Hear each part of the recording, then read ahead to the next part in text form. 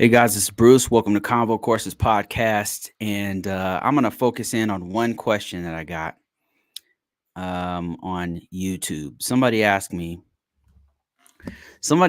should they join the military to get cybersecurity experience? I think they have a degree. It's a younger person, like in their 20s, and she said she's thinking about like ROTC, like Air Force ROTC, or come in as an officer. And so what I said in the past was, and I stand by it, is that don't come into the military for just one reason. Don't come in just for college. Don't come in just for experience. Have more than one reason. And the reason why I say that is because it can be very, very challenging. You might think, oh, there's nothing going on right now. But man, there's all kinds of stuff. there's all kinds of stuff going on that is not reported in the news. So you will be challenged in the military. And the person asked me, and I can't find their comment on YouTube, but they said they on the video that they responded to, they said, "Oh, you said you wouldn't want your kids to go into the military." I went to the military. I was in for 8 years. And the reason why I said that is because the military is not for everybody. There's a reason why only like 4% or 1%, whatever it is, of Americans go in. It's because it's really just not for everybody. Not everybody can handle it. Not everybody can take orders. Not everybody can deal with the pressure that they put on you, that they intentionally put on you in the military. So that's why I say, don't go in for one reason, have more than one reason. It could be, I want to, I'm patriotic, plus I want to get a degree, or I want to travel the world and I want to get certifications and experience. And I don't go in for just one reason. What I noticed was a lot of the people who did go in for just one reason, they didn't make it. They didn't make it. Or even if they did make it, they get in there, they get into the military, and they just can't cut it. There's just too much going on. It's too stressful. They can't take orders. They don't. They it's very. They intentionally put pressure on you to see if you'll break, right? And it goes for the Air Force. That people say, "Oh, Air Force is soft," and actually, there's some parts of it that are pretty rough. Like if you come in as a security forces member, it's not that much different than the Army. Um, and then if you come in on more technical route, some more tech like mechanics or IT, assurance, any other, it can get very stressful because you're not only are you in the military with that stress of having the chain of command um and all that kind of stuff, heavy structure, but you're also having to be very technical in the Air Force. So it's not for everybody, and that's why I said that. That said, should you do it? Like, if you have more than one reason, if you have a solid reason to go in, then I would say absolutely. Like, if you're going in not only to get experience doing cybersecurity, but also to to travel the world, or you're super patriotic, you're going because you believe in this or that cause of the military or whatever, and then, yeah, absolutely. It's one of the best. I will tell you this. If you do go in and you're going in and you're doing IT and cybersecurity, you'll get some of the best training in the world. You'll get some of the most versatile, most complete training, hands on, in the world, because they're trusting you with very expensive, very important equipment on missions that are sometimes life or death. So it's serious. And having done several industries, having been out of the military, being active duty for some years, doing laying cable and doing help desk and doing risk management framework and doing all the stuff in the military, getting out, becoming a contractor, and then going to the private sector, doing straight private with no government involvement at all. I would say the military prepared me for everything, because I've seen so many things. I've been exposed to firewalls. I've been exposed to IPSs and IDSs. I've been exposed to um, the importance of physical security on a network. I've been exposed to sensitive networks, you know, Nippernet, Sippernet, everything, like very classified networks and very, just everything. So that well-rounded experience allowed me to get into some place and then quickly pick up things and learn, get in and fit in very quickly because I had this versatile training in the military as a computer operator. And so if you do go in, it's going to be give you some of the best training that you can get in the world. And whether that's the Navy or the Army or the Marines, and some of the best IT professionals and cybersecurity professionals that I've seen have been ex-military people.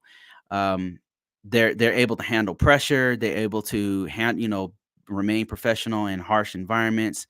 Um, handle like gigantic workloads, and it's because they've been in a position in the military where they have pressure. So when they get out and they get into healthcare industry doing IT, or they get into the financial sector, they can handle it. So yes, it is awesome to go into the military uh, and get that experience. But I still stick by what I said before. If you go in with more than one reason. Come up with another reason, because it's gonna get rough, and you just never know what they're gonna throw at you. You're gonna have to deal with all walks of life. You're gonna work with peers you don't like. You're gonna work with coworkers. You're gonna work with leadership, supervisors you don't like. You're gonna be in situations you don't necessarily agree with. You're gonna have bosses that are very difficult to work with, petty tyrants, micromanagers. But it's gonna give you such a well-rounded experience that you'll be able to handle just about anything when you get out. And that's a promise. That's If you can make it through that, you can get through just about anything. So that's what I got to say about that. And anybody else out there who've been in the military, I will read your comments, or you can jump on here with me live and tell people straight from the horse's mouth, like, what do you guys feel about it? Larry, I think Larry was in the military. What's your words on that? What would you say to somebody, a young person who's thinking about coming into the military to do IT or cyber security or any other IT type stuff, they want to get that experience, right? What would you advise them to do? Let me see. I got some other questions while you guys are thinking about that and typing. Somebody said laid off cybersecurity analyst, GRC. Any opportunity out there for 15 plus years in IT? There's a lot of experiences out there. I really need to post these jobs. I'm getting so many job offers, man. It's crazy. And it's because I put my stuff out there everywhere. Constantly getting people contacting me, and it's stuff that for whatever reason, I don't necessarily want it. I need to set up something that we can all talk together, because I got so many opportunities that I need to send the stuff out. There's so many things out there. How do I find it? I can tell you exactly how I do it. I just post my stuff. It's very simple. I post my stuff everywhere. I post it on not just LinkedIn. That's just not even the tip of the iceberg. I put it on Career Builder. I put it on Dice, on Monster. Fill out the entire profile. I put all the keywords. I keep it updated. Whenever I learn a new tool, I put it on there. And what happens is, and sometimes a lot of my resume stuff is I will apply directly on a lot of these career websites. Like, I'll go onto the actual job site of Lockheed Martin or whoever, Raytheon, whoever, and I'll put my resume. I'll upload my resume there, my ATS style resume, and then years from now, they'll just continue to contact me about jobs that open up and stuff. They'll have local jobs, they'll have remote jobs, they'll have hybrid jobs, they'll have jobs in Texas and California and all over, sometimes even overseas. And that's what you got to do, is post your stuff everywhere and be aggressive with it, and don't stop, and don't get discouraged when you get denied a few times, right? That's par for the course. That's part of this thing. That's a part of it. The more denies you get, the closer you're getting to a yes. So put your stuff everywhere is what I would say to you. Um, and don't take it off. Don't when you get that job,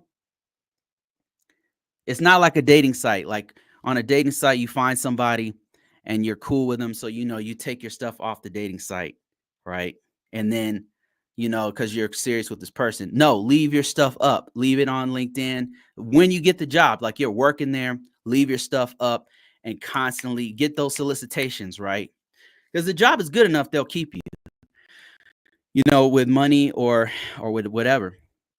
Okay, Larry says, I used to always tell my troops that the primary reason for us being there is the mission.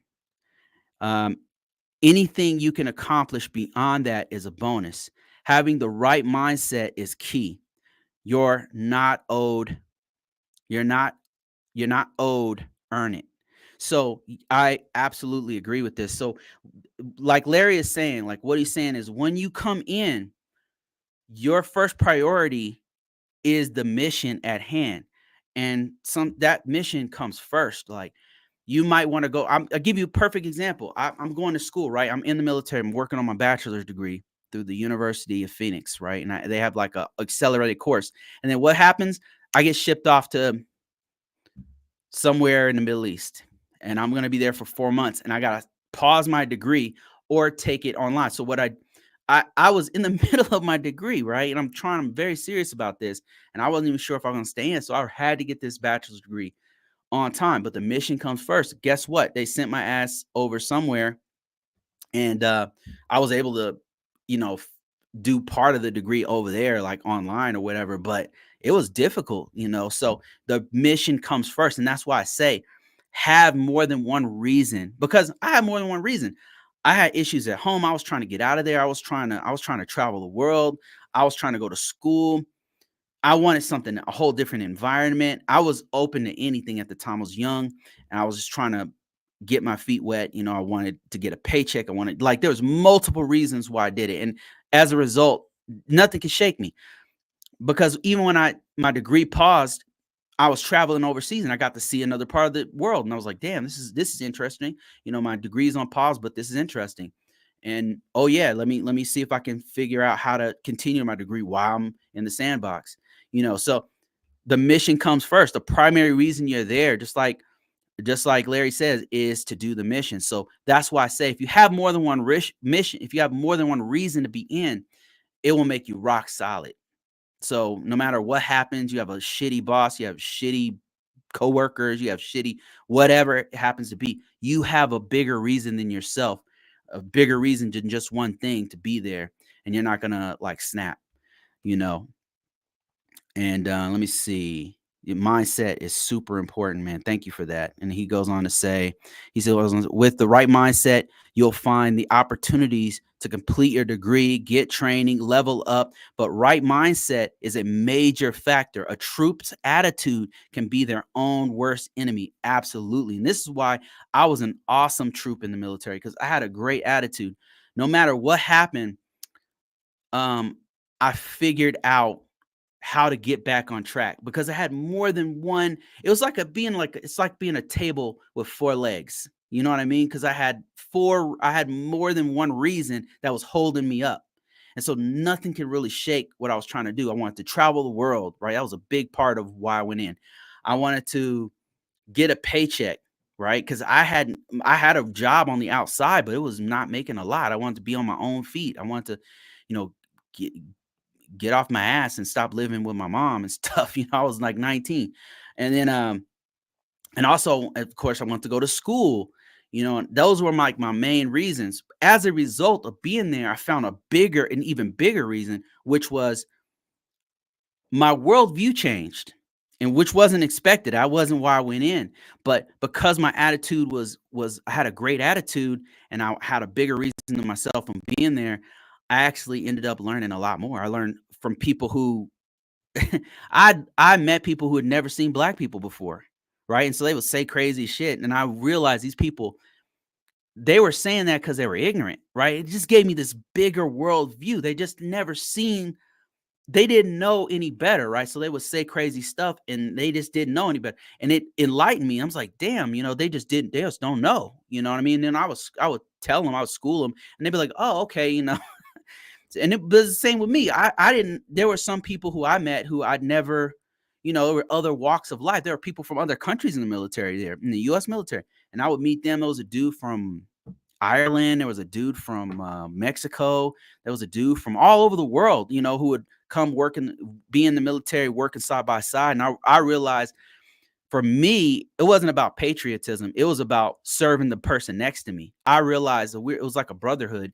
And the biggest thing was making sure this person next to me didn't have to carry more load than they should be carrying. So for me, that was a part of the worldview that I developed that I didn't even see coming. And then when I went and lived in Korea for like a year, that was even a bigger worldview. I learned like this beautiful culture where I love their food and I love the land. I was learning the language. I learned how to write and speak a little bit of Korean. And it was this amazing experience for me. Like I just learned so much, and it just increased my worldview and made me not see like this anymore, and see a bigger picture of what's going on with humanity. So a good attitude, man, it'll change you. It'll change you. And Tariq, I believe Tariq is in the military right now. He says currently in the military as a signal officer in the Army. He says it's a great experience as for officers, make sure you get hands on with your troops instead of just managing them. Yeah, that's great advice too. Like a lot of times officers, you guys go in there, the officers like the stars in the bars, those guys a lot of times are just managers. They're just leadership. And I say just leadership. They're learning a very important piece that's going to get them paid on the outside and stuff.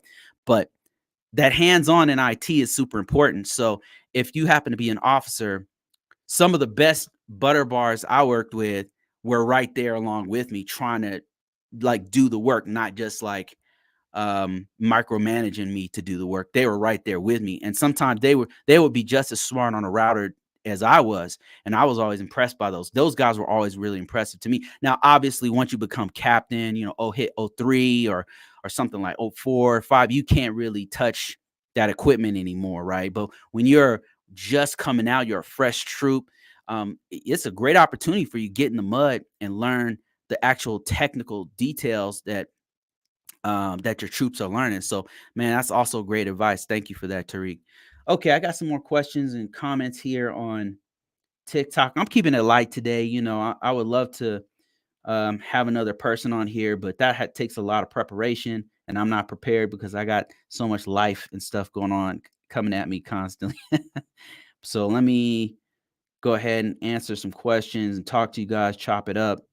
Got some people on TikTok. Sometimes they have some really good questions on here. William said he's talking to tech, savvy tech, really laid off for the private sector. Yeah, there's a lot of movement going on right now in the private sector, but I would argue there's a lot of people getting out and a lot of people getting in. There's just a lot of movement right now happening. I wouldn't say that the economy is necessarily bad. I'm sure might be a lot of layoffs or something in certain sectors, but as a whole, cybersecurity is still hot. Cloud is still hot. William says, do you recommend joining the military? Do you recommend join the military, joining the Air Force for IT experience, or going through college? It depends on your situation, William. Like I would have to prescribe a certain thing to a certain situation, right? It's not a one size fits all. I don't believe the military is for everybody, just like I don't believe college is for everybody. And I don't believe you have to do one or the other or either one. Really, it depends on your particular situation.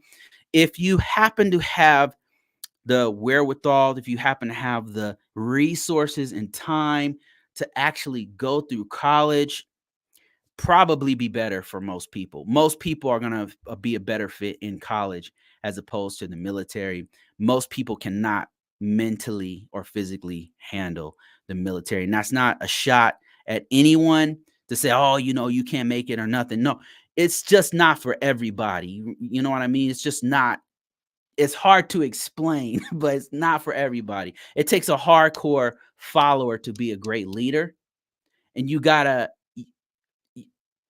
there's a level of submission that you have to do in the military, but I don't think some people can't handle it. Right? You got to be completely out of your element sometimes, and I don't think that some people don't have the capacity to adapt to that level of change that rapidly in their life, because it can make you or break you. And that includes the Air Force. Like that, they call it soft, but it's really, there's a lot of people couldn't even make it there, right? Like even our basic training, which they say is weaker than the Army or the Marines or whatever, and they couldn't make it there. But then there's a whole nother element to it, because you're going to military technical training, and you have a school you go to, and the chain of command applies, and some people can't handle the chain of command. Just a few other things that they control in your life, and they could just at the drop of a hat be like, "Hey, you're going to Middle Eastern place here, or you're going to Southeast Asian place here, or you're going to be on a boat for 6 months here and there," right? It's just not for everybody. Can't handle it. If you could handle it, if you have the time, the money, the energy, if you're in a position where you need to get the hell out of whatever situation you're in, like I needed to get out of my situation. I wanted to be on my own. I wanted to go to college. I wanted to travel the world. There were so many different reasons why I went in. If that's you, then I would say go into the military. I would suggest the Air Force. I mean, I wouldn't recommend the Marines or the Army. No offense to my Army people. It's hard. It's much harder in those. But, actually, Army has some great programs. Like, I really admire the warrant officer program of the Army. I think the Marines have one too. Warrant officers are fire, man. All the ones I met. And actually, many of the smartest IT professionals I met technically were either Navy or Marines, and a few Army guys. So they're no joke. Like, those branches are no joke. So if you do happen to go into those branches, then more power to you. Okay, let me see. Somebody said, I got a GRC offer from a recruiter, but I don't know SQL. Should I tell them they found me on LinkedIn? Yeah, so you should definitely tell them up front. You should tell them, hey, I don't. Here's how you say it. Here's how I do it. I say, listen, I don't have direct experience with SQL. I know what it is. I know some basic commands. Learn basic commands. Like, don't say that, and I know it. Learn basic. I say I know basic commands, but I don't have hands-on in a professional environment in a company. But I do know basic commands. That said, I really want to learn more. This is what I say about cloud. Like, when I got the current job I'm in, like, everybody kept asking me, "Oh, do you know cloud? Do you know what level of cloud? What kind of platform of cloud do you use, and whatever?" And what I said was, "Well, my cloud experience is limited. The most I've done with cloud is um, compliance with FedRAMP, because the military, the federal government uses a program called FedRAMP to get our cloud systems compliant. And that's probably the extent of it. I've never set up a container or been a part of the installation of cloud technologies, but I'm very excited to get involved with cloud technology. And every time that got a positive response. And once it even got me a job. So, yeah, that's what you do. You tell them, listen, here's my level of knowledge. Be honest with them, and then learn as much as you can, right? Like, learn a couple basic things and commands and stuff, and learn what it is and things like that. And that way you can say, hey, I'm familiar with it, but I've never done it on a enterprise, right? I've never done it. I didn't do that at my previous job. Just be honest. And the reason why I say be honest, there's a lot of folks on there I've noticed on TikTok saying, just lie on your resume, lie. The reason why I'd say don't lie is because you're going to get in that interview, right? And even if you can BS your way through the interview, at some point you're going to get in the job, and God forbid you work with a dude who expects you to come in knowing straight up command line SQL, a MySQL. You get on there and they're like, hey, here you go. We want you to do protect against SQL injection attacks. You know, we've been having 15 different, like I'm telling you, sometimes if you boost yourself up with all these lies and stuff, right? Which is easy enough. It's very easy to deceive people. All you do is put on your resume, copy from somebody else's resume, learn a couple fancy words, right? And then you're in, like you'll be in. But my thing is like what'll happen is you'll get the damn job and then they'll expect you to actually know that stuff. And now what are you going to do? You got 90 days to prove yourself and they can still let you go just like that. And, you know, and in this field, especially cybersecurity, it's very small. So somebody knows your name and you did something really bad, they'll pass that along, especially if you're trying to get references and stuff like that. It's a small world. So I say don't lie about it, be upfront, especially if you're trying to do a career path for the long term. I just wouldn't reckon. Can you embellish, right? You can use some you can use some the right words to get you in, but don't lie. I just wouldn't. I don't recommend lying. It's that's just my 2 cents. I just don't. I don't think it's going to put you in a good position if you do that. So let me see. I got some more comments. Thanks, guys, for comments here. Larry says the right mindset. Okay, I read that one. Thanks for that one, Larry. Appreciate that. Let me see. Tariq says working on my master's right now at WGU. Trying to finish by the end of January before exercises ramp up. Oh yeah. Exercise is what they have you doing all of these practical exercise where you're out in the field, all geared up. You got your helmet on, you're running around with your equipment, might have like gas mask type stuff going on or real they try to make it as realistic as possible, so you really can't do any training or anything like that during exercises. And the Army does a lot of exercises, right? If it's anything like it was many years ago. He says what you guys are saying is definitely true. Mission comes first, man. It comes first, man. Like I'm telling you, I'd be working on my degree or certification and then some. I'll tell you guys a story now. This is wild. This is wild. Now that I'm older now and really far away from the military, they can't touch me anymore. For this story, right? So check this out. So I was in the Air Force and I was obsessed with this movie called The Matrix. The Matrix, this is a long time ago because Matrix came out in like 99, right? So I watched the movie and I was like mind blown. To this day, it's one of my favorite movies of all times. And so I watched the movie, and then like a few years later, I got stationed at another Air Force base. And I was in communications at the time. So it's like 2000 and 2001. I don't remember. It's 2000 or 2000 because it was before 9/11, I think. Or was it right after 9/11? I don't know. It's 2000, 2001. I don't recall. But the second Matrix came out. It was coming out, right? And I was so obsessed that I just kept researching about the Matrix, about when the next movie was going to come out. And I found out it was only a few, maybe 70 miles away from where my base was. They were filming the next two. They were going to simultaneously film both Matrix 2 and 3 back to back. And they did a casting call. For Matrix 2 and 3. And I was like, oh my God, I have to be in this movie, right? I'm only 80 miles away. I got to be in this movie. So I signed up. I was so obsessed that I went on the internet and I found where the casting call was. I found their website. I figured out like how to sign up on. There was like a database. You had to put your name in there, upload your information and stuff. And they said, look, we'll call you. We're looking for extras. Like they didn't even call it extras. They said background. Background is not even extras. It's just those people in the background that are walking by. And I was so obsessed. I was like, man, I got to be in this movie. I want to be as close as possible to the Wachowskis and to everything they're doing. Lawrence Fishburne, Keanu Reeves, come on.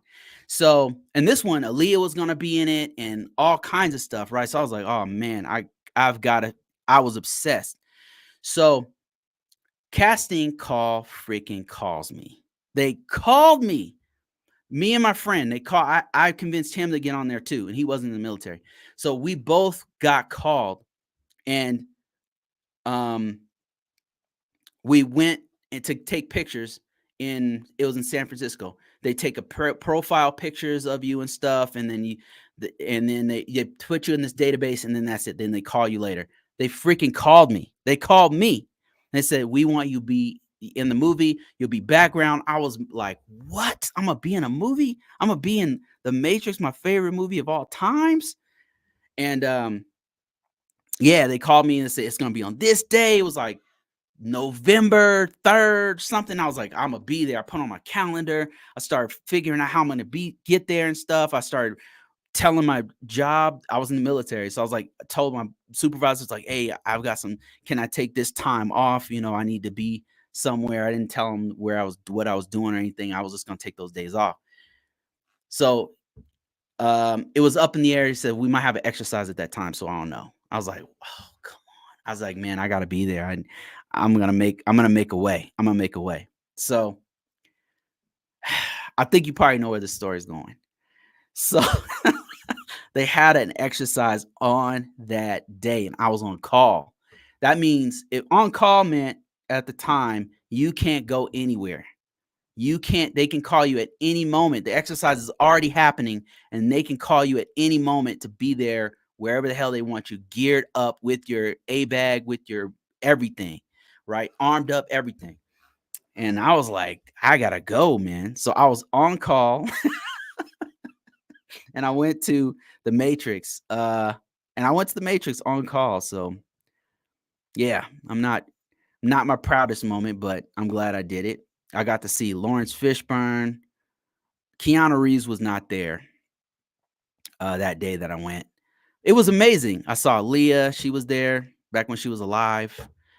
Um, and the people actually, what was more amazing was the most amazing thing was the background. The extras in the background were all it was amazing to see it, like the costume design and everything. I saw the Wachowskis. I saw they were just walking around. They had us all separated from like the talent, right? So the talent was over here, but you could see them walking, meandering and stuff like that. And they were strict. I was trying to take pictures. They were locking people down and kicking people off the set. Anybody who took pictures, so couldn't really take any pictures. Anyway, so the next day rolled around and they did a little filming, and I was in the scene where they're doing, I don't know if the part where they're in Zion and they're like dancing around and stuff. That I'm in that scene somewhere. I can't see myself in there, but maybe it's on the cutting room floor. I don't know, but that's the part I was in. We did it several times. We were there all day. Then they said, hey guys, come back tomorrow. We're gonna reshoot, blah blah blah. Be back at this time at this place, and here's all your stuff and all that kind of stuff. So I was fully intending to come back the next day because it was like 3 days of filming we were supposed to do. I couldn't come back the next day because I was like, my number came up. So I was in the exercise. Mission comes first. So that's where I was in the mission. Wow. And then what's funny is I came back on the last day because the exercise was over and stuff. Was able to come back on the last day. And they were like, oh man, you missed it. Keanu Reeves was playing his guitar. He was hanging out with the extras in the background. And oh man, I was like, damn, mission comes first, man. I freaking missed my big shot at the Matrix as background. All right, let me see. I got some more comments here. And Larry says that resilience is a big reason why veterans make some of the best civilian employees. Mental toughness has helped me level up fast in my current role. People are shocked at how unfazed I am at change. Yeah, what I'm always shocked by is that I'm not afraid of work, man. I'll do no, don't get me wrong. I don't like right now they're freaking murdering me with work, man. I don't know what the hell what they're doing. I mean, they're making some big mistakes, but anyway, I'm not afraid to work. I'll work extra hours. I'm not afraid of work. It doesn't bother me, because the level of work we did in the military, this is child's play, you know. Let me see here. I got some more folks commenting, and thank you, Tariq and Larry, for your comments here. Great information. Um, that's what I love about this community is people like you guys who are schooling others who are trying to get in this field and giving people dropping all kinds of knowledge and stuff. Um, Somebody on TikTok says, Golden Girl says, I graduate in May 2024, health tech degree. Um, don't want to don't want to code. Any advice? 3 years of HIM, which is healthcare information management experience. Yeah, so healthcare is on fire with governance, risk, and compliance. It's on fire. There's so much going on with healthcare. It's one of the most active um, industries and sectors that need IT professionals. Now, you got to get out there. You got to put yourself out there. What I would recommend before you graduate in May of 2025, you mean? Do you mean 20? You must mean 2025. May of 2025. Oh, you graduated. You already graduated. Um, what I would say is um, get as much working experience as you can in a lab. Like you could start making labs on your home computer and stuff. But right now, what I would do if I were you is I'd make an ATS style resume. I would copy other people's resume. Let me see if I could show you what I would do live on YouTube. So what I would do is number one, if you don't know what an ATS style resume, just Google it. You can also go to my site and download my free version of it. People are abusing the hell out of my stuff, copying my stuff. But listen, I'm trying to help people out. So that's the name of the game. Um, so yeah, ATS style resume is what you want to make. And you want to put that resume everywhere. That's what you want to do. So right now I'm on, if you happen to be following me along, follow along with me. If not, then I will walk you through what I'm seeing here. I just logged on to LinkedIn. You can do this with Dice, with Monster, with any kind of job aggregator. This is one of the best. So what I'm going to type in right now is, what did you say? You said healthcare, health, health tech, health, 3 years of health information experience. All right. Oh man, you already have experience. Health information management experience. So what I'm doing is I'm typing in health information management. I'm assuming that's what HIM means. Health information management. And what it's showing me is jobs, posts, people, all that kind of stuff. And what I'm going to search for first is people. So I'm looking at other people's resume. You can really only do this on LinkedIn as far as I know. Is one of the best places. So I'm finding a whole bunch of IT professionals in the healthcare industry. And what I want to do is take like the top 5 or 6, and I want to look at their resume. So I'm looking at Ezra's resume, right? He's one of the guys who comes up number 1 on here. And I'm looking at it, and he is referencing the NIST cybersecurity framework in his post. He's in his experience. He's got, I'm looking for keywords because I want to put these keywords on my resume, right? On my ATS style resume. And so he's got, let me see, protect OU health sensitive information. He's got cloud-based technologies, on-prem and cloud-based technologies. So cloud is something you probably want to have on your resume. Conduct supply chain risk management validations.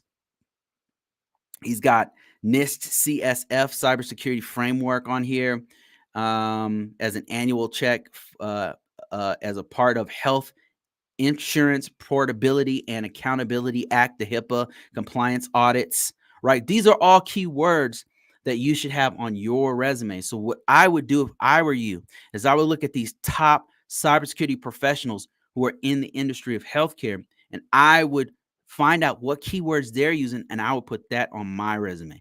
You already have the benefit of healthcare information experience. So you are well on your way to getting to leveling up very quickly if you do what I'm telling you to do. I'm telling you this works. I'm only telling you what I've done, right? Now, I haven't done it in the healthcare industry, obviously. I'm in GovTech, but If you do this, people will contact you. I'm telling you exactly how to do it. Put this stuff on your resume. Find the keywords by doing exactly what I told you to do. Put it on your resume, right? With your 3 years experience, you should be able to put in there your knowledge of HIPAA, how you were able to do compliance audits, how you were able to do. Now, obviously, you probably didn't do exactly these things, but I'm saying if you read through it, you'll find things that you have done, and you need to put those relevant keywords and key phrases on your resume. I cannot stress to you enough the importance of putting this stuff on your resume. This is like a marketing game where you've got to hit them on several different levels.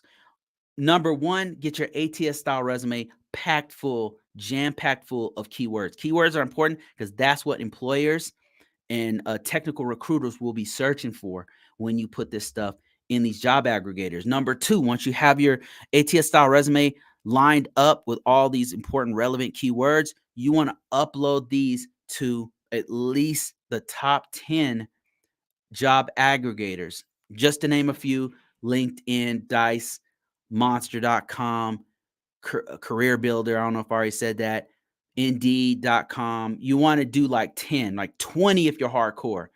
Put them on all. You will get contacted. You got to be very careful with your personally identifiable information on your resume, because people will see it if you do what I'm telling you to do, right? And not all people are good. You know what I'm saying? There's going to be people who contact you who are not legit. So put your stuff out there, and then what you want to start doing is be aggressive with it. Start applying for jobs on all those platforms. Some people will contact you back, and that's when you want to start vetting each one of these employers and these people who contact you back. So that's what I would do if I were you. You will get contacted for opportunities, right? Not all opportunities are opportunities for you at this time, but what I'm telling you to do is prepare. Success favors preparation. So if you do what I'm saying, it will work. And then this is for really any industry. Let me see. Fabian says, recently got an ISSO job, but certainly oversold myself in the government sector. Just bought your RMF course. Think ISO is something that can be learned on the job. The role is mostly documentation oriented. Yeah, Fabian. Yes, absolutely. Contact me directly. I got some more stuff for you. So if it's documentation, I got something special for you. And if you bought my course, you can contact me anytime. I will help you directly. I will help you directly with specific questions that we won't post on here. So just contact me, Fabian. contact@convocourses.com, and thank you for your purchase. It's going to be worth your time because you can contact me anytime. Let me see, who else do we have here? And yes, you can. To answer your question, absolutely, you can learn it on the job. Absolutely, you can learn it on the job. It's the best way to learn it, to be honest with you. The best way is to actually do it. And as a matter of fact, they don't really have a lot of there's not a lot of courses out there that will walk you through exactly how to do the documents. That's why I say contact me, because I got something for you. And if you have any direct questions, man, just let me know. I'll help you directly. I got time. Let me see. Somebody says, okay, what types of roles should I look for? LinkedIn, I don't get any bites. Monster, weird people. Listen, what you want to do is throw a net out as wide as possible, right? So what I would do if I were you, this is what I do. I'm just telling you what I do, and this shit works, right? I throw a net out that is wide as possible. So I'm on LinkedIn, I'm on Monster, I'm on Dice, and I do not discriminate any of these large job aggregator platforms, because you are trying to get paid, right? At the end of the day, that is the name of the game. You're just trying to get paid. So there's gonna be weird people on there contacting you. I mean, I don't know what to tell you. It's gonna be a lot of third party tech recruiters from India that's going to be contacting you, right? For lack of to be specific. And a lot of times they don't even know. I'm talking all tech recruiters. A lot of times when they're contacting you, they don't really know the job. They're not doing the job. So they don't even know what to really even ask you for the first screeners. Put your stuff everywhere. What roles? I would say anything in your purview. There's going to be all kinds of names of the roles. So that's why I say to do the research first as you start to fill out your resume properly, right? As you start to put the keywords, pay very close attention to the types of roles that you qualify for, and there'll be different names for it, right? Like me, for example, when I'm looking for jobs, I'm a lot of times looking for information system security officer because that's what I could do it off the top of my head. I've done it for several different agencies. I've gotten so many organizations ATO, man, they can say whatever they want, but I've gotten probably 40 different ATOs on cloud systems on different platforms. I know what I'm doing. So I'm very confident about it. However, I know that there's within this within this space, they don't just call it information system security officer. They also call it cybersecurity specialist. They also call it information system security engineering. Sometimes they call it IT system security compliance expert. They have different names for it. So I don't pigeonhole myself. I found one good keyword for myself, which is RMF. I can just go in there and type in RMF and I'll find jobs across a whole bunch of industries that are not even government that pay more, right? So don't pigeonhole yourself. Do the research. I don't know your industry, right? So I can do a quick research right now and see if I can find some stuff. But let me see. Ezra right here, who's one of the top search guys for healthcare information management. One of his positions is an IT information technology security architect, right? This man's paid. So another one in his last job was senior security engineer, where he did policy and stuff like that. And another one before that was cybersecurity engineer. Now, let me go back. I'm going to go to another person now. This is Soma B is a chief information security officer. I'm going to skip that one. C-level execs aren't we're not trying to be a C-level exec at this time. But here's another director of health information technology. I mean, maybe we'll see what she has here. Okay. So she's got director of healthcare information, and she hasn't put her whole resume out. So I'm going to go to the next person here. I'm going to go to Mr. Padilla, and he's a help desk support analyst at Digital Health. And he's got, let's see. Let me see. So yeah, desktop support.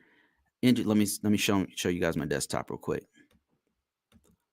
So yeah, all I'm doing is kind of looking at different roles that people have in the healthcare industry. Here's another chief information security officer. Here's one in the healthcare industry who is, I think this healthcare industry, was an information security analyst, and they are at a hospital care. I'm not sure what this is. I don't know if it's a hospital or what, but yeah. So my point is, don't pigeonhole yourself. Like that position might not be called a health information manager. It might be called something completely different that you wouldn't normally associate with what you do. What I found is helpful is to focus on what you do rather than the role, because they can kind of name the role anything they want. And it's just not very useful because it could just be anywhere. I mean, it could just be anything, it could be manager of lighting and you're an IT guy or something. Like, they can name it anything. You know what I mean? So the role, they can name anything. Focus on like what you do. For me, I know I do risk management framework. So when I type that in, it's a mother load of stuff for me. Maybe your keyword is health information manager. Find out what that keyword is for you or what you actually do. And there'll be a ton of roles, and I would apply for as many of them as possible. Don't pigeonhole yourself. Somebody said, looking to get into IT. I know I need specialization, learning towards cybersecurity. And it said, I'm desperate for a life-changing work from home for a Medicaid-based company doing customer service. Let me see. What else did you say? So these jobs do exist. Let me first, one of the first like mental gymnastics you got to do is believe. I know that sounds corny and like woo woo and like fake, but I'm telling you, the first thing you got to do is believe it's even possible. For me, that was like the first mental block. I started off doing physical security. I'm a high. Let me just enlighten you a little bit. I'm a high school dropout. I now work from home, making 130 with just my job. Like with other stuff I do, it's a little bit more than that. But I did not think at one time this is possible. Like what I'm doing right now, I remember a time when I did not think this is possible. I know it's, and to some of you guys out there who are making 200,000, you're like, like whatever, right? I grew up very poor. See, look at this. You know what EBT is? Do you know what? I know exactly what that is. I grew up poor. $100,000 wasn't real to me. Working from home wasn't real to me. The first thing you got to do is believe it's even possible. So what I'm trying to tell you um, is that if you want life-changing work, you got to believe it's even possible first. Now, if I can do it, what I'm here to tell you is if I can do it, a high school dropout can do it, then you can do it too. I just believed. I believed that it was possible. It was a hard road. I do not recommend anybody drop out of high school. Like it was really hard, right? I went into the military right before 9/11. Before that, we had like 2 other wars. I was in during like 3 conflicts. I was not in during a peaceful time. It was freaking hardcore, man. It was not easy. I would not recommend it. Stay in high school. Stay in school. Uh whatever the easiest path for you is, do that. But I'm telling you, it's whatever path, wherever you happen to be in life, you can do it. But the first thing is you got to believe it is even possible to make that 100,000, to work from home, to do. You might have to take a zigzag path to get there. Maybe you can't get there tomorrow or next week. Maybe it'll take you a year. Maybe it'll take you 6 months. But the first thing you got to do is believe it's even possible. You can do it. Let me see. I'm fighting just for help desk job. I can't see anyone. I can't see anyone. Maybe an Indeed or more certifications. Um, yeah, I get a lot of people wanting to get in that first role is difficult. It's that first one's difficult. One of the things you can do is if military is off the table, you're not trying to do that. You got kids, whatever. You just can't do that. You already reached the beyond the cutoff age or whatever. It's just not something you want to do or can do or whatever.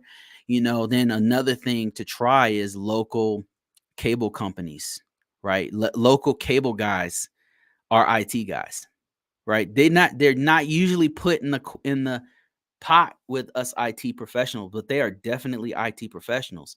They got to set up IP addresses. They got to set up modems that can sometimes connect that to a switch or router.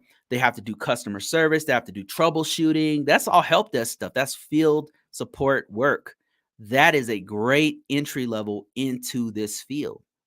So you might want to start hitting up the local internet, local cable type companies, right? They have to know the difference between coax cable and Cat 6, and how to hook it up and stuff like that. That's hard. That's actually help desk stuff where they're having hands on.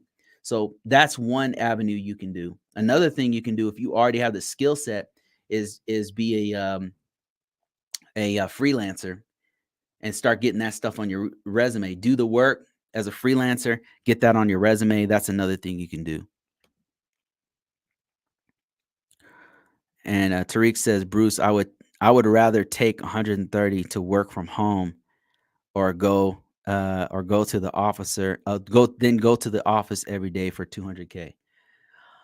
And yeah, there's some special needs that I have that require me that are it's better for me to be home.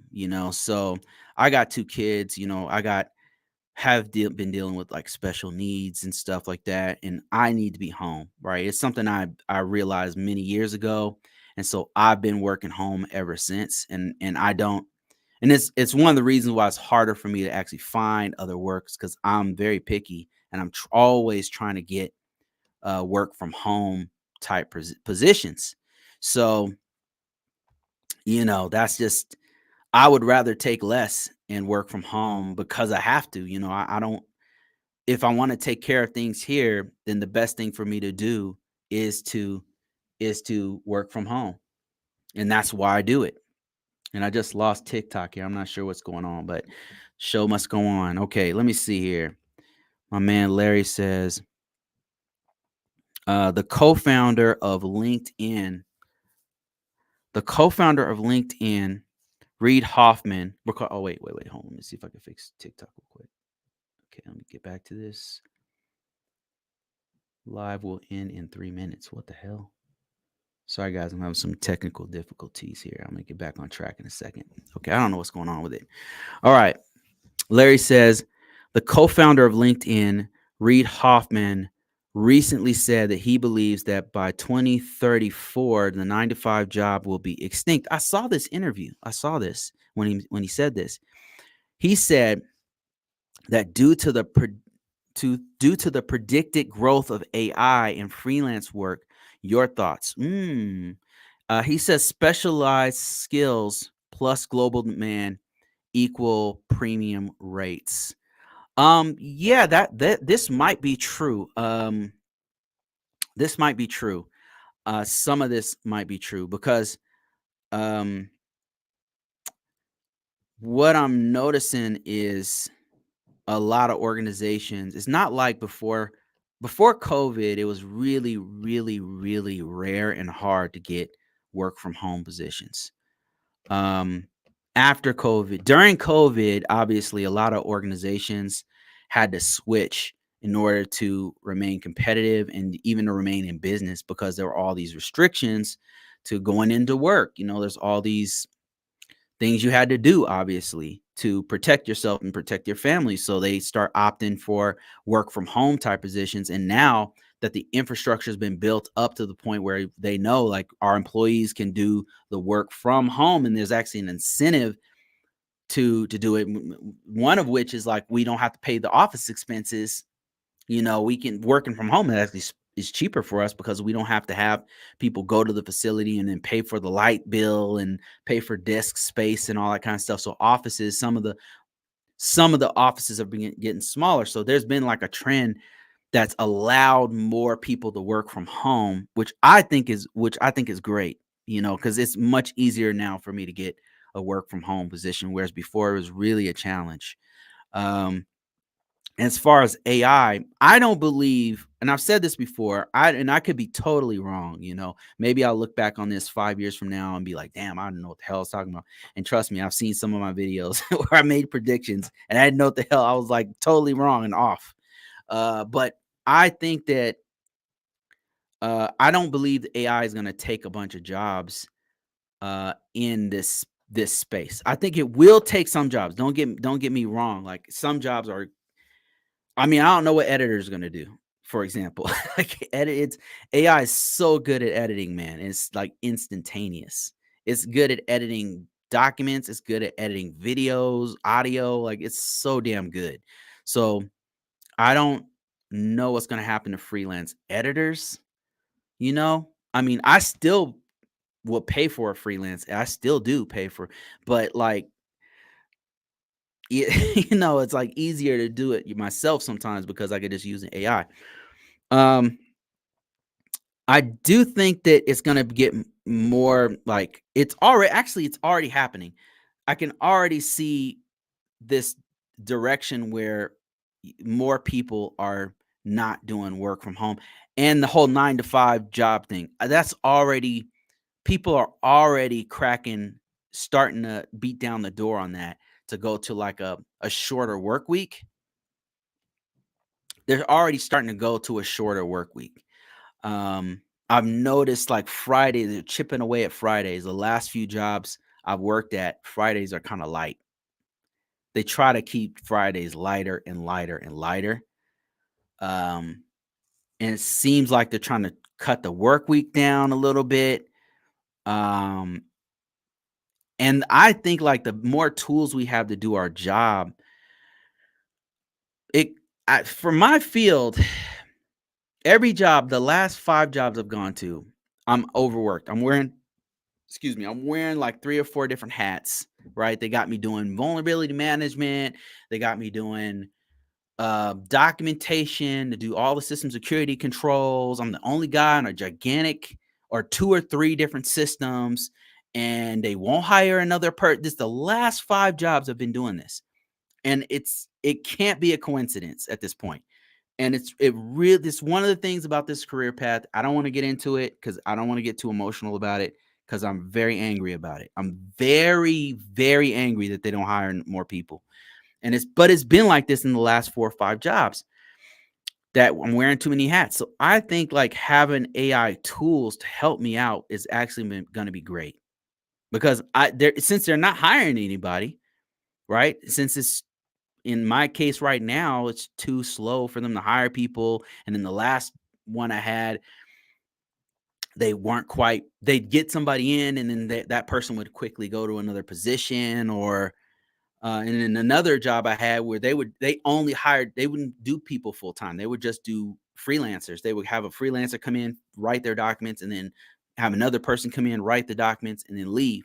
So I've been seeing this trend of like, they get you in there and then they don't want to hire any for whatever reason, whether it be money or time or whatever. People don't want to work the job, or I don't know what it is, but AI will help with that to where I can use AI to like help me to write the system security plan, or I could maybe it has canned entries and I just go in there and fix it or something. I don't know, but there's got to be a way that it will streamline all of this process to help to minimize the 9 to 5, lighten the load on a overworked cybersecurity professional like myself, and fix some stuff. So um, I I think that he might be on the right track with it. I'm definitely seeing some trends, and a lot of my demand of people contacting me with opportunities is because I'm specialized.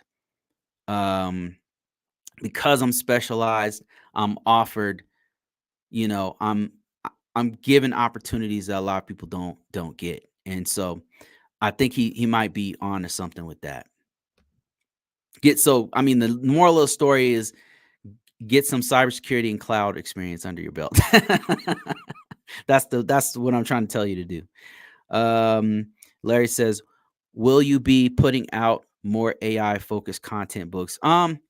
I'm trying to learn a little bit more about it, Larry. Like, I'm getting into it very deeply. I'm doing a lot of learning right now on AWS, which is why I've been watching a lot of PBO's content. I've been uh, going through different tutorials and doing actual practical exercises to have a more hands-on feel for the cloud. And the reason why I say cloud, and you might be thinking, well, I said AI, not cloud, because AI is based on cloud. So what I want to do is like get my foundation really solid and then start building on my AI skills, like to actually do machine learning, to actually implement certain things like that's, and then maybe I'll build from there, talking about cloud or talking about AI in my books more. I want to have a more robust something more to say. To be honest, I drafted one book where it was right up my alley. It was NIST risk management framework for AI. And drafted it and I read through it and I'm like, I just haven't released it because I just don't feel I want to really be able to give people something, I don't want to just crank out stuff that I want it to mean something. I want the person to walk away with something they can use. That's what I'm trying to put out. Like something that when you walk away from it, you can use it. That's what I'm trying to put out. So right now, I just feel like I need more experience and more time to work on the AI piece. So let me see. I got some other questions here. As more organizations switch to AI, won't they need more workers with relatable AI focused skills? Yeah. Yes. I understand some roles will be automated anyway, automated away, but I think new roles will also be created. Yeah, I'm already seeing roles as I put myself out there again and look for another position, look for another job. I'm seeing a lot of people looking for that AI experience. I'm like, what in the hell? Like this just came out. Like how are people having AI experience? Um, so I'm learning as much as I can, as quickly as I can on large language models, on different options, different features of the large language models and generative AI, and where it's built at on the cloud platforms. So yeah, there's a lot more happening in that space, and they're wanting, and I think it's because of that very reason where organizations are implementing AI into already, like this is really happening quickly, man. It's really going fast. They're implementing AI features in their environments, and they're wanting somebody to know how to implement it safely. Um, so a lot of the jobs I'm seeing are saying, "Hey, we want somebody with cloud experience.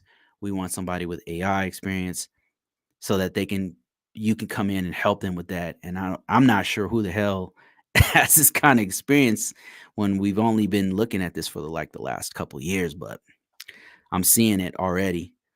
Um, Hansel says, "Have you ever found a job in? Have you ever found jobs in the on USA Jobs? I'm 22, have a BS in health technology, 4 years experience in my field. I worked in college." Um, and then Larry says is answering part of this question here. He says, USA Jobs has been hit or miss for me. I highly recommend networking. The more people you know and interact with, the more opportunities will come around. Just the nature of the tech beast. Yeah, and one of the places you can go to, Hansel, I would recommend is called the Information System Security Association. There should be one in your area. Let me show you what I'm talking about here. ISSA. You go to issa.org. Let me show you my screen. If you happen to be watching me on YouTube, hopefully nothing crazy pops up while it's still searching. Come on, man. What's going on? ISSA.org. Don't embarrass me right now. So while it comes up, uh, okay, here it is. It just came up. All right, here we go. Let me switch back here. Here it is. What are you doing off screen? Yeah, so this is issa.org, and they have a bunch of events in your area. Now, what you want to do is find one in your area. So if let's say you are in New York, so you go ISSA NYC. And okay, New York Metro chapter ISSA. And this is a place where you can actually network with people, talk to human beings about getting into this field. Yeah, here you go right here. This is for New York. They have one in all major cities. So these guys meet like once a month. Sometimes it's every other month. Sometimes it's twice a month. Depends on the chapter. But you'll get to a page like this where they'll have meetings every so often, and they usually have like a calendar or something. I know the one near me has like a calendar, and they have a membership. Let me go to home here. Maybe they have a calendar here. I know these guys are active, man. They have a YouTube channel, so maybe they have some. Let's check out their YouTube channel. What? They have a New York channel, doesn't have a New York. That's crazy. Maybe they have one on Twitter or something like that. And you can contact them. Okay, let me show you one I'm more familiar with. I know that Colorado Springs ISSA chapter. I used to go to this one a lot. They'd have meetings on a regular basis where they would have vendors come in. They would have they'd have workshops. They'd have one time I taught the Security Plus for the ISSA. Yeah, they'll give out vouchers for certifications. They'll have job fairs. They'll have actual people looking for jobs. They'll have vendors go there. So you have one that's local to where you're at. So that's one way that you can start looking. That's one option for you, right, Hansel, that you can go and look for people to network with locally. There's jobs out there. It's You got to be really aggressive with it. And a lot of times we think that you put your resume out on a couple platforms and you're like, oh, why didn't I find a job? Listen, what I'm trying to tell you is put it on all platforms. That's what I'm trying to tell you. Put it everywhere. Be absolutely savage with it. And then once you put it on all platforms, go on there and start applying for jobs like a madman. That's what I'm trying to tell you to do. Jermaine says, and I got your message, Jermaine. I think maybe this weekend I can crank out um, a meaningful breakdown of the STIGs, and you also ask for CVEs in the near future. Let me break this down. Let me see if I can do something starting either today or tomorrow, and put something meaningful out for you in the very near future. Because I've got some stuff I can put together for sure. All right, let me see. I've got some other questions here. I'm not going to be on here too much longer.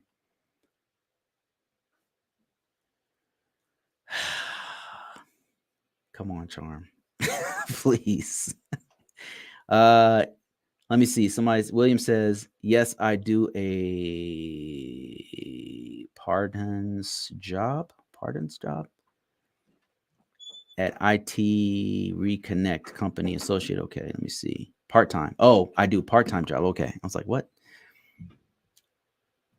Looking for other comments here on TikTok. Not much going on TikTok for some reason. It got kicked off.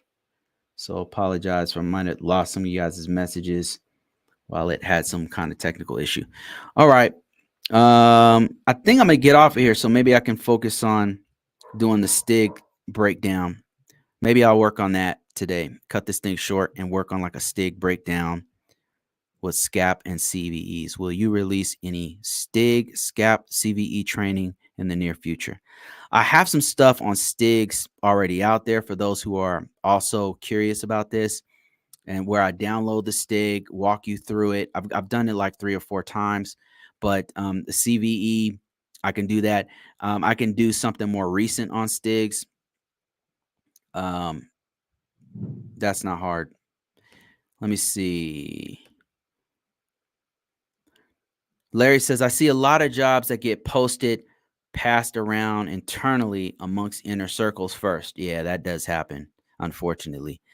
People know the market is tight and will try to help friends and colleagues out first.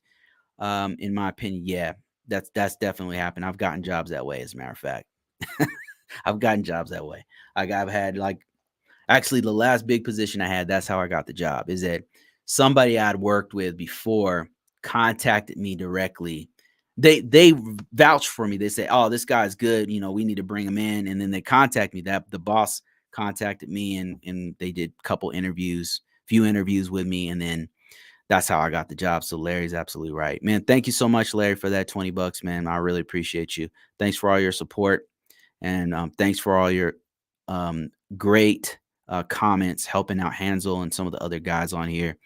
If you guys didn't know, Larry he does this. He's really doing this. So Larry is a program, correct me if I'm wrong, Larry, a project manager, and project managers are absolutely critical to the job, to the work we do as IT professionals, because we're working on gigantic projects and we're like a lot of times we get locked into our own little cubby holes. So we need somebody to like who's looking at the whole big picture and saying, look, we got to do this and this. Here's our dependencies here. And they guide us down this path of how to get from point A to point B. So very, very critical. A lot of times they have to know the system development lifecycle, the software development lifecycle. They got to know a little bit about what we're doing in order to even talk to us. So project managers, program managers are super critical to large and medium environments. And you have a professional project manager here who has a PMP, I believe, if I'm not mistaken, Larry. Let me see.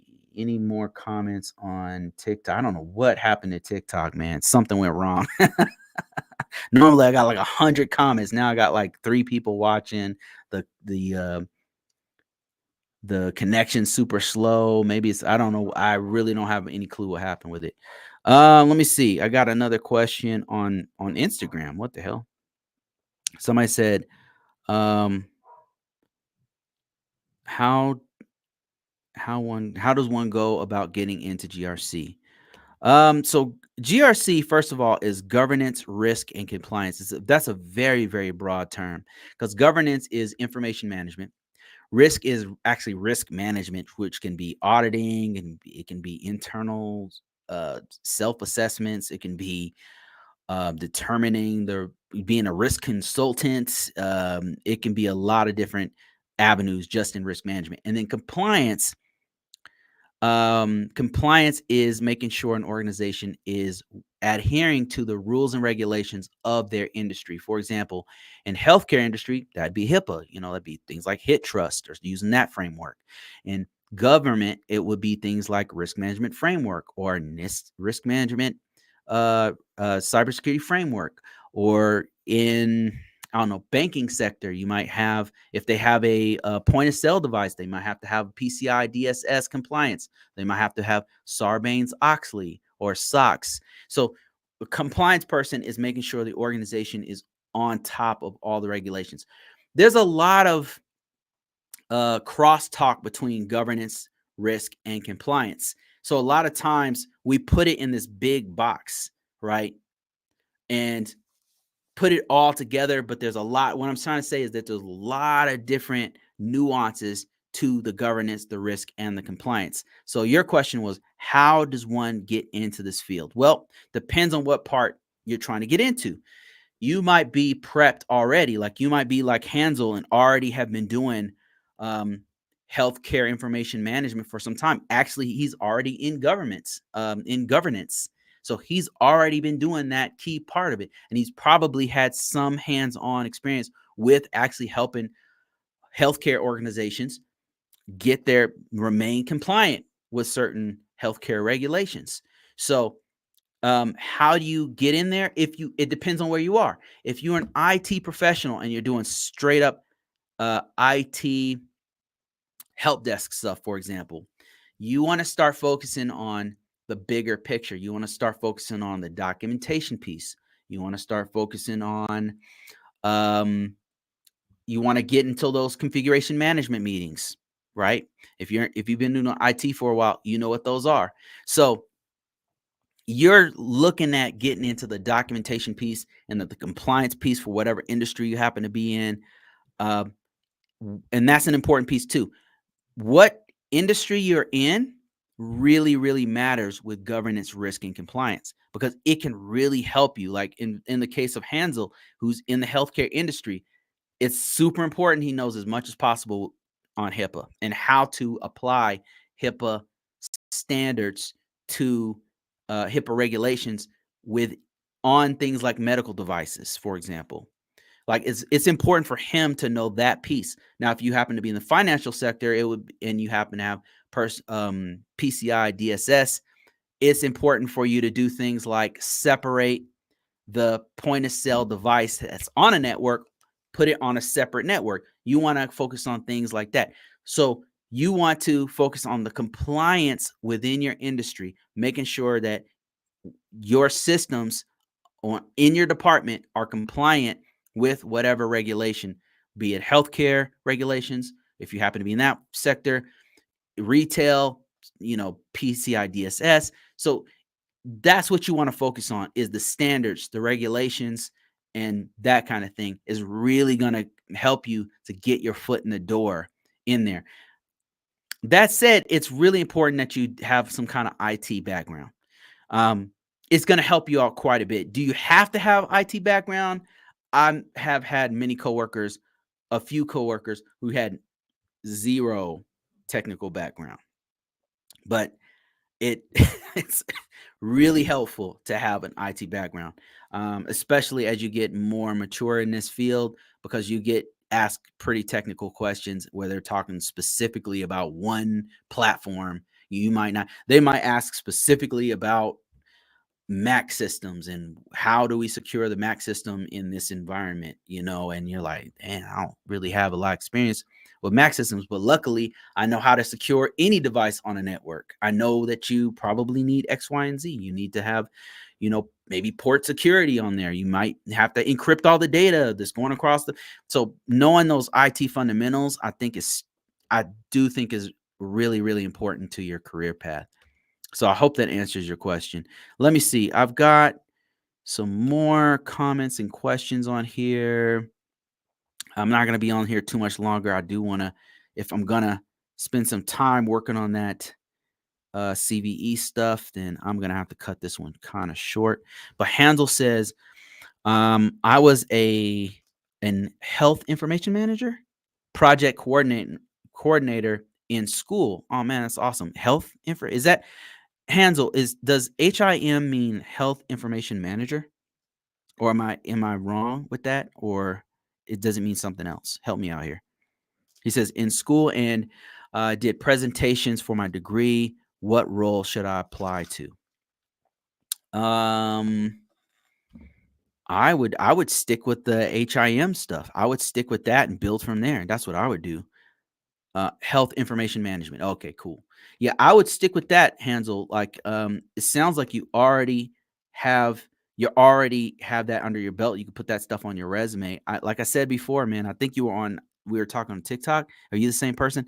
So I would focus on your from number one on your ATS style resume. Like, you can download it from a website. It's free to get the format and then how I word things. And then you want to focus on your field. Now, mine focuses on GovTech.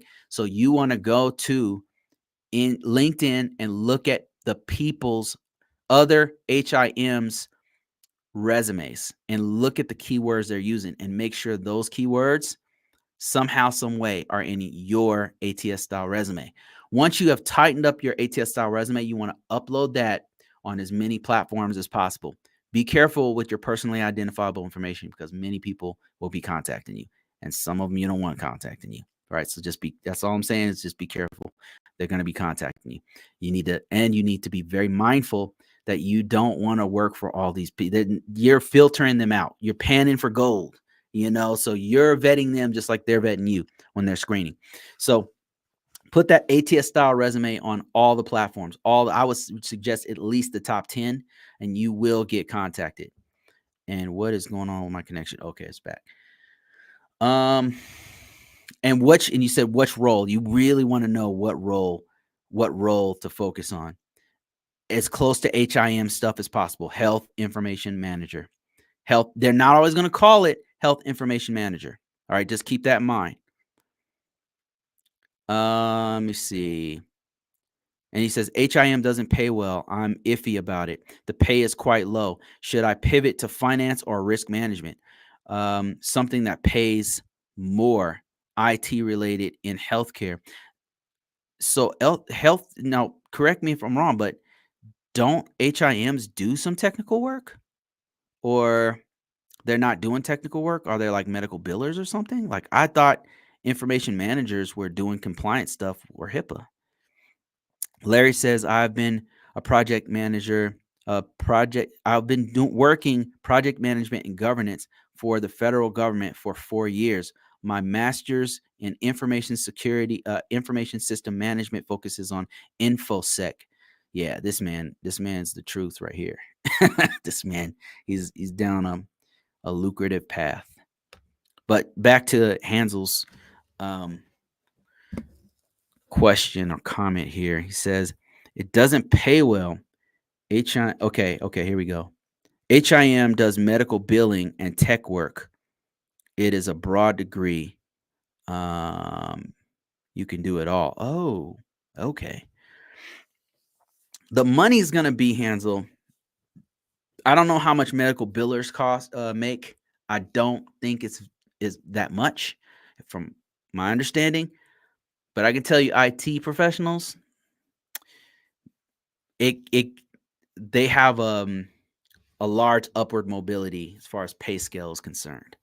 So if I were you, if you don't already have it, focus on the IT aspect of the medical industry. Like what you want to what's your skills like on have you worked with do you work with any IT systems in your HIM role, or was it more like a medical biller type work?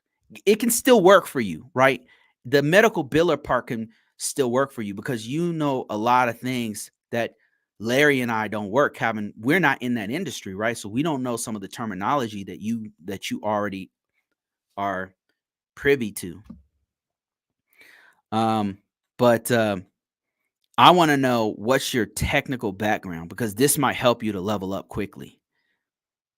Because here's where I'm going with it. If you don't have if you don't have a technical background, I'm going to tell you beef up your technical background. If you already have a technical background, if you've been working at help desk for the nursing office, or you've been, I don't know, doing HIPAA compliance for the healthcare staff or something like that, man, you're on your way. It's just a matter of fixing your resume. But if you don't have any hands-on technical experience, you're gonna have to get it. You're gonna have to get it because the sooner you get that, the more you can get yourself in a role like I'm looking at here. Because I'm on LinkedIn. All I did was type in health information manager, and I'm seeing information security managers. I'm seeing information system managers at community health group. I'm seeing health information managers at hospitals. I'm seeing lots of good stuff here. So this right here, some of these guys are paid, man. They are paid. So I'm trying to figure out like how we can pinpoint this. And Hansel says, I worked with 3 EHRs. I don't know the hell at HEH. Let me Google that real quick. What's it? I know I've seen that electrical health records. EHR. What is that? Systems. Like I said, so you know a lot of terminology that I just, I'm not familiar with. Okay, yeah, electronic health records, right? Okay, okay. I know I've seen it before.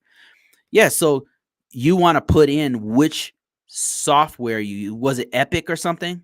Like you want to put that on your resume, my man. Like like that stuff pays, man. Like if you work with a health, I don't know if Epic, I believe Epic is a real popular healthcare software that's used. I don't know. But anyway, so you said you work with 3 electronic health records systems. Is that right? And regulated databases in healthcare databases, Epic, Cerner, and WebEx systems. Man, that's the shit you need to put on your resume. And then you say healthcare database. Okay, I use Excel to enter the data. I implement 2 new systems with my old system with my old team. Identify trends in telehealth adoption. Yeah, this is the kind of stuff, the technical piece you need to put on your resume. Get familiar with basic networking is going to help you out. Basic network skills is going to help you out. Um, Other kinds of things. Basic best security practices, being familiar with best security practices, things like that. Because it sounds like you're well on your way to making some serious bank. Like I know that the guys who install or manage that Epic system are getting paid. I'm getting contacted from healthcare organizations wanting me to know that stuff. And I just don't, I'm not qualified for that. I don't have exposure to Epic. So, I just don't, I'm not falling into that. But if you have exposure to it, you got to put it on your resume. I mean, it might be a matter of changing a couple things on your resume, and you're getting paid. You're getting super paid, and you're leveling up quickly. Should I go for ISO or CompTIA A+? You might be able to go straight for Security Plus, but I don't know your IT skill set. CompTIA A+ might be a waste of time for you. If you already have IT fundamentals under your belt as a healthcare professional, if you A+, CompTIA A+ covers the basics: hardware, software, how operating systems interact with both, basic networking stuff, mostly computer components. If you are not familiar with that stuff, then yes, go ahead and do the CompTIA A+. But if you already have been doing help desk for a while and you know basic things like IP addresses and how to set up a small network, or it sounds like you know that stuff. But if you don't, yes, get familiar with it. Do the A+. But if you already know this stuff, don't waste your time with CompTIA A+. Just go straight for the Security Plus. And then once you get the Security Plus, you don't have to do ISO work. It's going to be called something different in the healthcare industry. What I would recommend is you stay in the healthcare industry as an IT professional, because you'll level up super quickly. That's what I would recommend you do. Do the Security Plus, right? And then focus your time on learning. If you don't already know it, get the best security practices under your belt, get that Security Plus, and then focus on being in an IT professional in the healthcare industry. That's what I would do if I were you, because you'll get paid. You'll already be specialized because you're in healthcare as an IT professional doing cybersecurity stuff. There's not many guys. There's not many people doing that. There's not enough people doing it. Healthcare organizations are getting hacked left and right because they're not having the right people, not having enough people to do this kind of stuff. Point being, instead of waiting and turning down positions, I took what was available. I'm learning on and off the job currently, and I'm getting paid decent money in the interim, but not satisfied. Yeah, you're gonna get there. You're gonna get there, Larry. You're on your way, man. LVJ says, thanks for the knowledge and sacrifice you do for the industry. We appreciate it. Oh man, thank you so much. I appreciate that, man. Thank you so much. It's stuff like comments like that, and you guys' support from folks like Larry and LVJ and all you guys that keep me coming on here. I really appreciate it. Thanks for the comments, your likes, your comments. All that stuff helps out. It lets me know, hey, like, people are interested in hearing this stuff, and keeps me coming back to do more stuff. And Hansel says, do I have to learn SQL, HTML? I'm still basic. I will learn the fundamentals to get certified. Hansel, it sounds like, okay, let me walk you through some stuff right here. And if you already know this stuff, you could stop me. You can stop me. So a lot of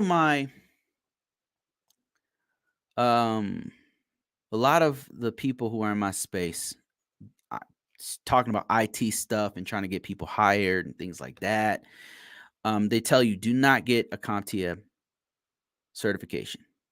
But I'm saying the opposite, because this was my first certification. When I was in the military, they paid for it. I went to a boot camp and grinded. I do not recommend this, but they sent me to a boot camp that they paid for, and I got an A+ along with like 5 other certifications. This is the A+ certification. Let me show you what it covers. If you don't have any, this is why I tell people to do it, because some of us are not coming in as programmers. We're not coming in as, we don't know anything. We're new. We don't know crap, nothing. This is what the CompTIA A Plus teaches you. Hardware, specifically identifying, using, and connecting hardware components and devices, including broad knowledge about different devices. Operating systems, installing and supporting Windows OS, including command line, very important. They get a little bit into Mac OS, Chrome OS, Linux, and Android OS. Troubleshooting those four. Software troubleshooting PC and mobile device issues.